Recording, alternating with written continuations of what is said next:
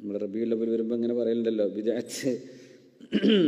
ഞാൻ കാണുന്നുണ്ട് ചിലതൊക്കെ ബിദ്അത്ത് എന്താണെന്ന് പറയണത് അപ്പം കട്ട് ചെയ്യും, എന്നിട്ട് ബാക്കി വ്യത്യസ്ത പറഞ്ഞല്ലോ. എങ്ങനെയാണ് നബി ചെയ്തിട്ടില്ല.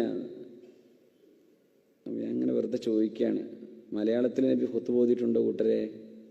ഇല്ലല്ലോ. മലയാളത്തിൽ ഖുത്ബ ഓതുന്ന കൂട്ടരാണല്ലോ ഇപ്പോൾ ഇതൊക്കെ ചെയ്തുകൊണ്ടിരിക്കുന്നത്. അതെന്താ, അതിനെപ്പറ്റി നിങ്ങൾ എന്താ പറയുക?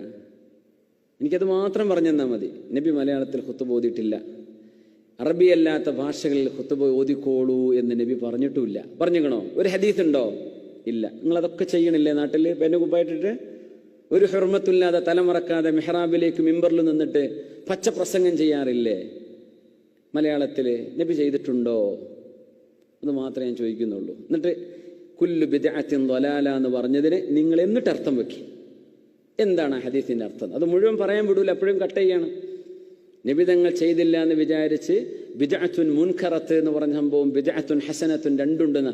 എന്താണ് മഹാനായ ഇസ്സു ബിൻ അബ്ദുസ്സലാം റഹ്മത്തുള്ളാഹി അലൈഹി എന്താണ് ബിദ്അത്തിന് കൊടുത്ത വ്യാഖ്യാനം? നമ്മളൊരു പ്രസംഗം തന്നെ ചെയ്തിട്ടുണ്ട് അതിനെ സംബന്ധിച്ച്, ദീർഘമായ 3-4 മണിക്കൂറിൽ പ്രഭാഷണം ചെയ്തിട്ടുണ്ടായിരുന്നു. എന്താണതെന്ന് ഇനിയെങ്കിലും തിരിഞ്ഞോട്ടെ എന്ന് വിചാരിച്ചിട്ട് ആ പറയാൻ പോകുന്നിടത്തുനിന്ന് കട്ട് ചെയ്യും. ചെയ്തിട്ടില്ലെങ്കിലും കുഴപ്പമില്ല എന്ന് പറഞ്ഞ് നിർത്തുമ്പോൾ അതിൻ്റെ ബാക്കി എന്താണ് ഞാൻ പറയുന്നത് എന്ന് കേൾക്കാൻ പിന്നെ അവസരമില്ല. പിന്നെ മറ്റേ മൂലയിൽ പറഞ്ഞത് ഈ മൂലയിൽ പറഞ്ഞൊക്കെ പറഞ്ഞിട്ടാണ് ഫിത്തനാക്കുക. അപ്പോൾ അവരോട് ചോദിക്കുകയാണ്, നിങ്ങൾ മലയാളത്തിൽ ഓതുന്നുണ്ടല്ലോ ഖുത്ബ, അതിനെന്താണ് തെളിവ്?